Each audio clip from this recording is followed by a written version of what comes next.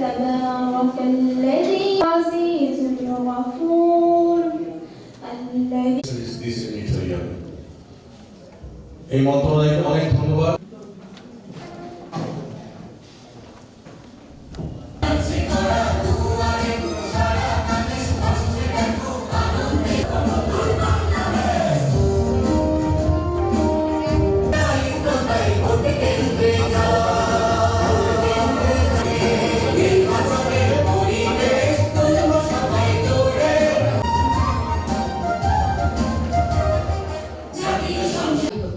গণভোটে হ্যাঁ দিতে হবে, হ্যাঁ ভোট দিতে হবে, এর বাইরে আসলে আর কোনো কথা নেই।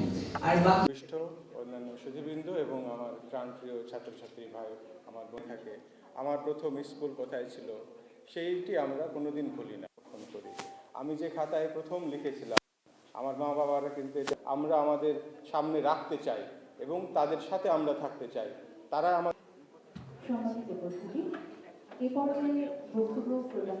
আমরা কিসে ভোট দেব? হ্যাঁ ভোট কেন দেব?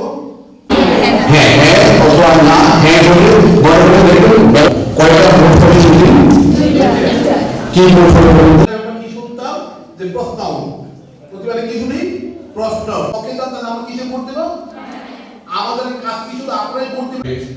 রাজনৈতিক সরকারের মনোনীত প্রেসিডেন্ট আসবেন, উনি কোনোভাবে তাহলে এই 27 দিন আপনারা একটা রুটিন করে নেন, আপনারা কোথায় কোথায় যাবেন। আপনাদের কাছে পৌঁছানোর একমাত্র উদ্দেশ্য হলো আপনাদের কাছে এই মেসেজটা দেয়া যেন আপনারা এক একটা জায়গায় ছড়িয়ে পড়েন।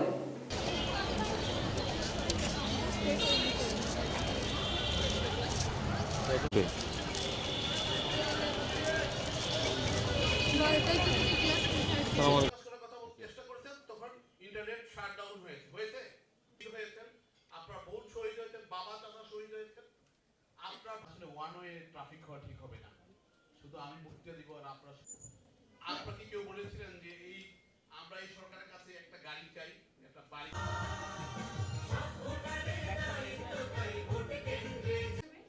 যে সকল অধিকার আপনার প্রাপ্য সেই সকল অধিকার।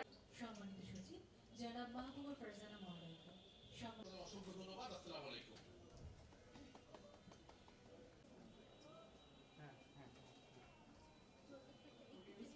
একজন আমাকে বলতে হবে কেন মায়ের হাতে? দেশের চাবি জনগণের হাতে, গণভোট ও জাতীয় সংসদ তাহলে কিসে ভোট দিবেন? একটু জোরে বলেন, কিসে ভোট? ক্ষমতায় আসে তখন আমার দেশ এবং আমার সামনে